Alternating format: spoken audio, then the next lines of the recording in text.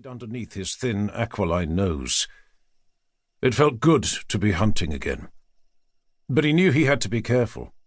He wasn't picking his way through South Africa's Kruger National Park, a gang of armed poachers lined up in his sights. He was where he grew up, the windswept barren lands of the Norfolk Broads. Back home he could shoot a poacher without so much as raising an eyebrow. He seriously doubted the British police would be quite so forgiving were he to shoot someone inside his ancestral home, even if they hadn't been invited. "Whoever's in here!" he called out, his voice jarring against the cold, silent darkness. "You better know that I'm holding a Webley & Scott 12-gauge shotgun, both barrels of which are loaded.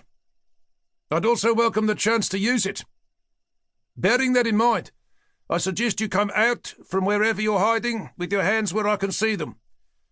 I have no interest in making a charge against you for breaking and entering, but I do want you to get the hell off my property." He closed his mouth and waited, but there was no response. "If you don't come out, I'll be forced to call the police." More silence.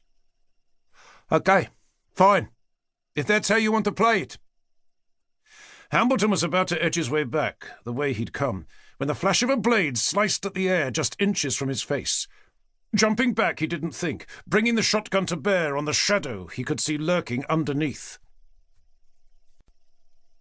Chapter 1.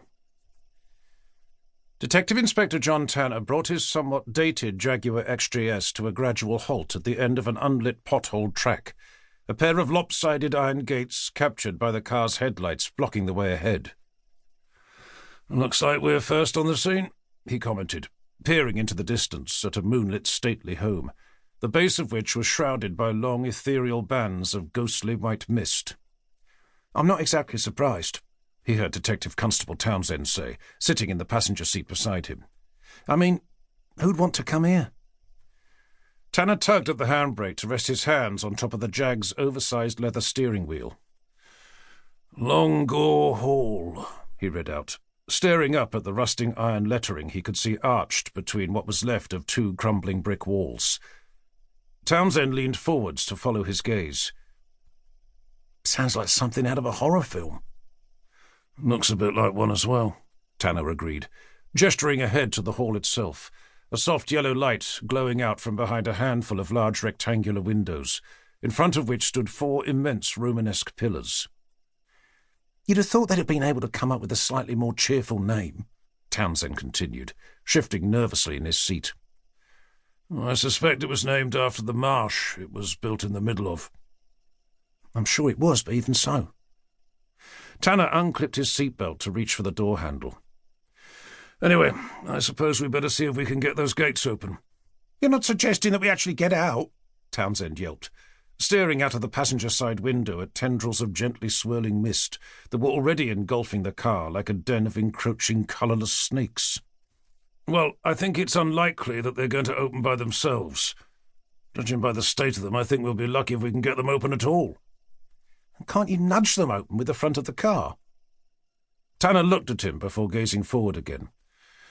"Well, I would, of course. I'm just not sure which will give way first, the gates or the car's already dented chrome bumper."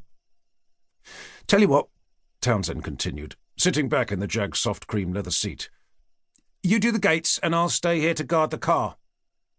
"From what?"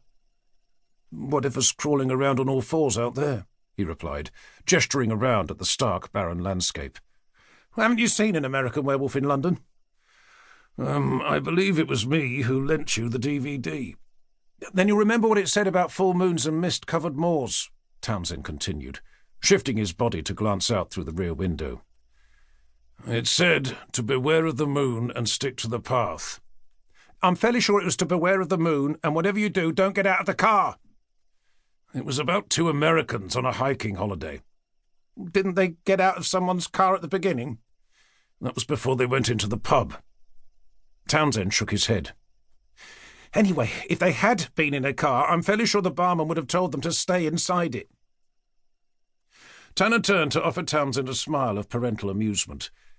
Since Forrester had asked him to take their newest member of CID under his wing, he'd been enjoying his company.